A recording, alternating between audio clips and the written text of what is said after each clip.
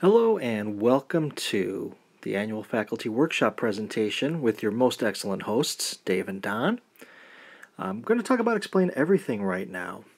This is something that I picked up at the Blended Learning Academy a couple of years ago, hosted by Carrie Lynn and Ann. And now I'm going to show you in this video how to use Explain Everything. And then, of course, my most excellent partner, Don, will take you even deeper into Panopto. Now, using these tools, hopefully explained to a point where you want to try them or at least learn more about them, you'll be able to provide your students with an excellent, enhanced video learning adventure. First of all, in the spirit of truth in advertising, I'm not going to explain everything about Explain Everything. I'll explain a lot about I'll explain some things about Explain Everything. Again, hopefully the kind of things that you can use in order to learn more about it and try it yourself. That's how I got to this point myself, actually. A lot of practice, a lot of experimentation. So why use Explain Everything? Well, as you can certainly read for yourself here, it is a fine tool for doing a big job, and that big job, or those kinds of big jobs, are listed below.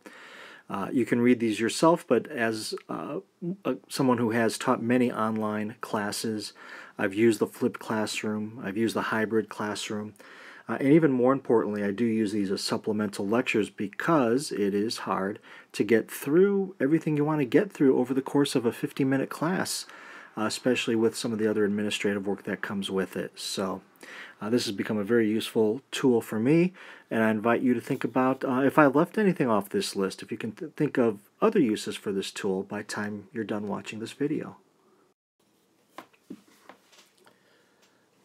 So what do you think a lecture video could do to improve the communication with your students? Think about that for a moment. Then I'll share a couple of my ideas.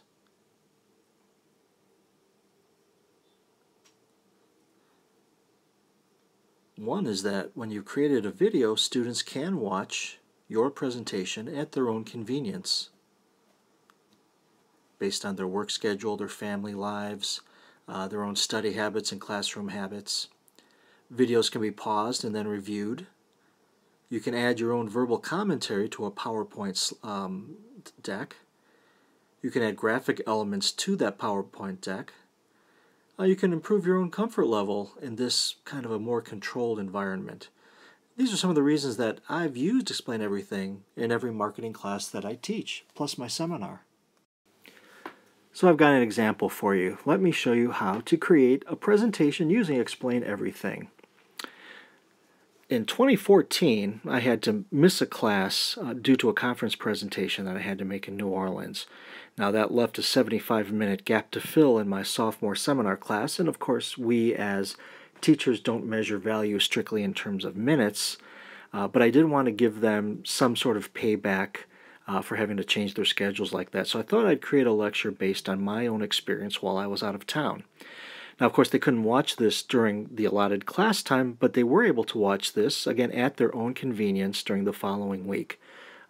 That presentation, like this presentation that you're in the middle of, won't take 75 minutes. So along those lines, the first thing you're going to want to do is to create this PowerPoint lecture.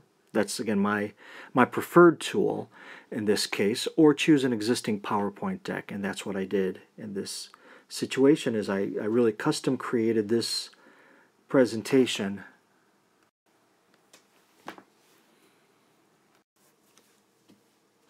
So here's how we do it.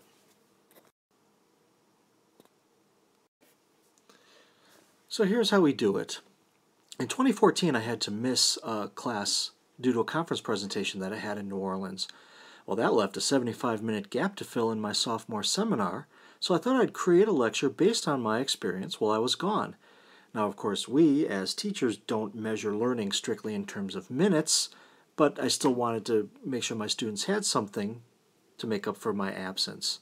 They couldn't watch it during the allotted class time, of course, so they were able to watch it at their own convenience during the following week. And of course, that lecture, like this lecture you're enjoying right now, did not take 75 minutes. I integrated it with some other work. So for this purpose, I created a new PowerPoint presentation. And of course, you can certainly work with a presentation that you've already created, one that already exists. But in this case, I thought I'd do a little show and tell, talk about my trip to New Orleans. So what I'm going to do next is just kind of walk through the slides that I created for that presentation. Here's the first one. Second one. Third one. Next.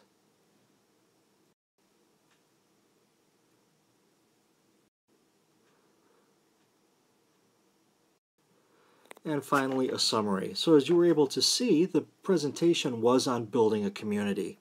I'd be happy to talk to you and your students about building a community at some later date, but that's not the purpose of this presentation. This is just an example to show you how I took a lecture, or in this case created one, and made it into a video. Okay, now let's get to work. It's time to take that brief PowerPoint presentation and turn it into an Explain Everything video. We'll take it from the beginning. Open the Explain Everything app on your iPad.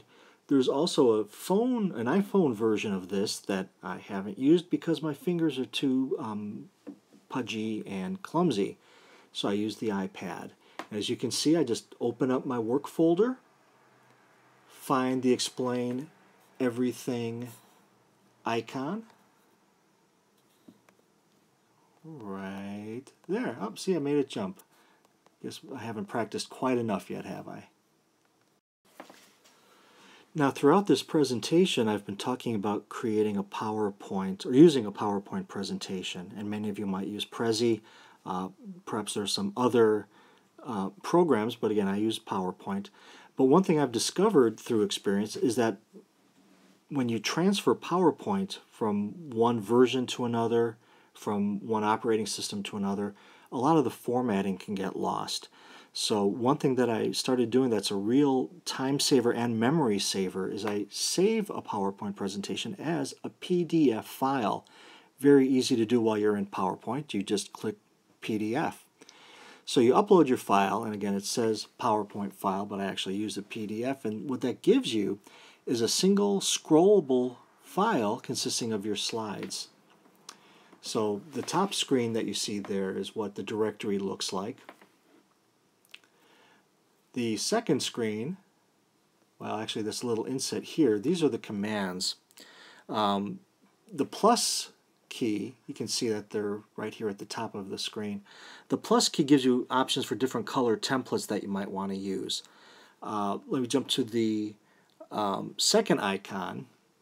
That leads to the screen that you see right here, and that gives you all the directories that you can use to choose your file. And the third icon here, which we're not going to use, highlights the different files, and then tapping a particular file leads to the export screen. That's if you want to export one of the files that you've already created that I've got listed up at the top there. So basically, to start your new presentation, you're going to want to go for the middle screen, or the middle icon, tap that, and that lets me create a new file. Now in this case, my file was stored in Google Drive. I've also used Dropbox. I use that a lot. And again, this is not all things about Explain Everything. It's some things, and specifically my things about Explain Everything. So I'm using Google Drive, and I'm going to pull up the very file that I showed you a moment ago. Well, now you're ready to get going. As I mentioned, you'll have all of the slides in one scrollable file, and you're going to see that there's a dot right there, top near the center. That's like the record button on your phone or on a tape record. You press the dot and you just start speaking. I'm doing this on an iPad that has only its internal microphone right now. While you're speaking, you can reposition the slide within the screen. You can create, let me do that for you. See, reposition, so you don't even see that extra line that I drew. There, gone.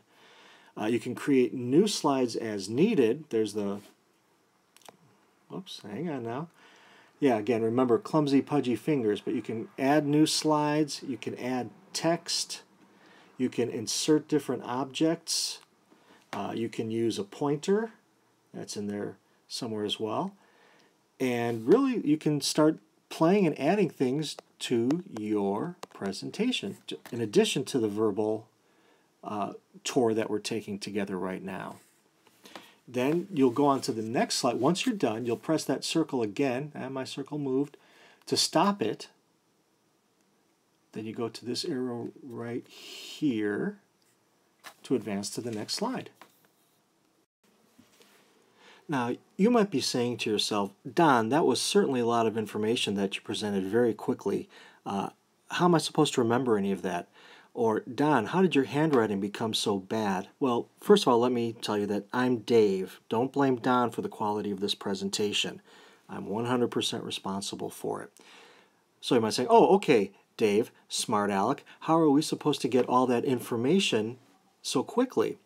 Well, my response to you is, really, you should do it the same way I did that, and just open up a file and start playing and start experimenting with it, and discover which of the aspects of Explain Everything you enjoy the most and which ones you won't use as often. And maybe you just want to do voiceovers. That's all right too.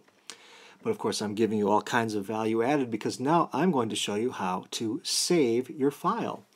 What you will do is, remember that middle icon right there? You click that, and that will ask you if you want to save your file. There's the little save button right there.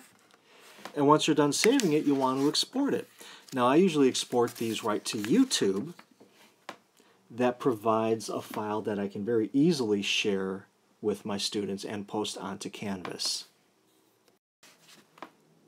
And in fact, that's what I'm going to do right now.